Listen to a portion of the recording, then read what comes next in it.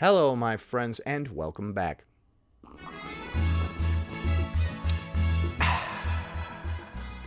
Today, I need a haircut. And also, we're going to be taking a look at a creator on TikTok who's going to go over what thin-splaining is. If it's as intelligent and well thought out as the term mansplaining, I think we're in for a treat. I would like to talk very quick about something that annoys me, and I'm going to call it thin-splaining. It's the idea that fat people, have no idea how to be thin, and that's why we're fat. Now, what would give somebody that impression? So you're saying that you do know how to be thin, you're just not doing it, because you enjoy being that weight. So people, or that we just don't understand health, and that's why we are the way that we are. Okay, so once again, you do understand health, but you just don't care? You're just going with this thing? Alright, Jim, you just started here, and a lot of our employees speak Spanish, so I'm going to go ahead and teach you a few basics of Spanish, a few basic words, how to say a few basic phrases and this and that, so that you'll have an easier time communicating with everyone. Nah, I'm good. I'm good. I don't need to learn any of that. Oh, so you already speak Spanish. Oh, perfect, dude. This will save us so much time. What? No, I don't speak Spanish. Then what the fuck are you talking about? Just because I don't know something doesn't mean I need to learn it. Especially not from a Spanish-speaking fool like you. You are fired. Okay, yeah, that actually makes sense. Want to add their tips, saying that it's not appropriate to talk to your loved ones about their body or their weight gain or loss. And some people are like, what if I want to talk to my partner about it because health risks run in their family? It's their family. Who told you about the health risks? Do you think they don't know? Why do you need to talk to them about it? Imagine being with somebody that you couldn't talk to about their weight or any other thing that was irritating you. If I could not speak openly and honestly with you about things that are concerning me, we wouldn't be together. That would just be the end of that. I'm like, hey, hun, I noticed that you've been drinking a lot. And then she's like, hey, don't talk to me about that. Bro, we're done. We're done. Okay? We're going to talk about your binge eating. We're going to talk about your binge drinking. We're going to talk about all the crappy aspects of you. And you could tell me about all the things about me that suck. It's called a relationship. I made a video where I said you can decline getting your weight taken at the doctor's office, and so many people jumped in to say, unless you have anesthesia, unless you're getting a prescription for medication, unless it's this, unless it's that. And I'm like, fat people know when it's medically necessary. Fat people know when it's medically necessary. Well, they basically are doctors. You spend so much time at the doctor's office, you've got a pretty good understanding of the process. Stop. I made a video saying that there are no diseases exclusive to fat people, which there are absolutely not. And people want to say, it can actually be a risk factor for other diseases. Like we don't already know.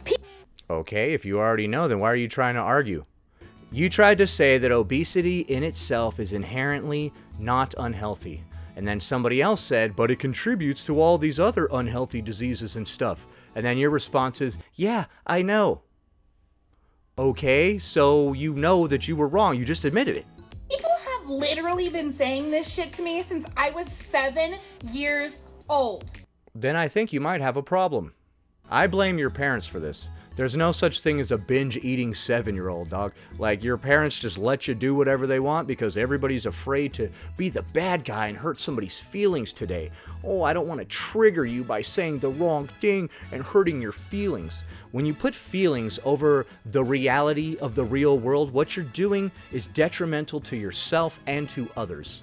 If I spare your feelings and I don't tell you the truth that you're going completely off the rails, you're going to harm yourself more by going completely off the rails than from hearing the truth from me.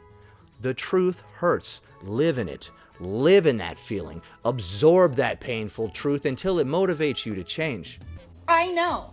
I don't need your helpful input.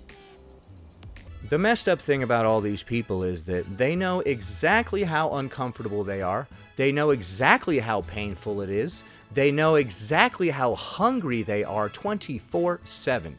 The messed up part is that these people do not understand anything about health and diet and fitness. Like she said in the beginning, they assume that we don't know anything about health just because we're unhealthy. Yeah, that's a fair assumption. These people don't realize that hunger is misleading. It's controlled by a hormone called ghrelin, and the more garbage food you eat, the hungrier you will be. This hunger is not legitimate. Your cravings for heroin are not legitimate. Your body doesn't need it, dog. I would like to wake everybody up to the fact that weight loss is actually quite easy. It's easier to lose weight than it is to gain weight. Gaining weight requires effort. You have to put the food in your mouth. Losing weight requires no effort. You just have to not put the food in your mouth. And I've heard people talk about caloric deficits. That is good. I would not recommend that you keep eating the same kind of food that you were eating when you were fat and just reduce the amount.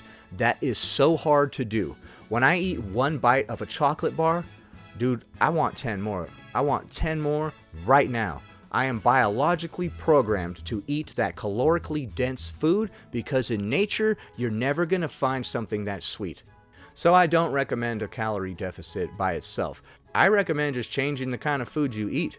If you want to go binge eat, cool, dude. Binge eat steak, broccoli, and you can have one potato.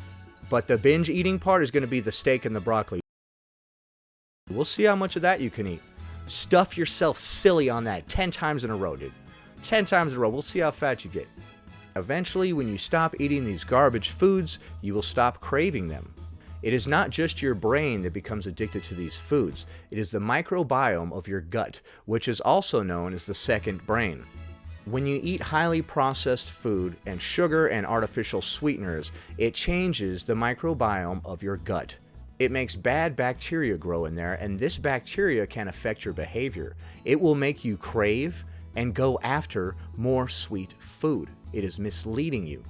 So anyway, we've gone over what thin-splaining is. Apparently, it's when a healthy person tries to explain health to an unhealthy person, and that person gets jealous and angry because it reminds them that they know nothing about health.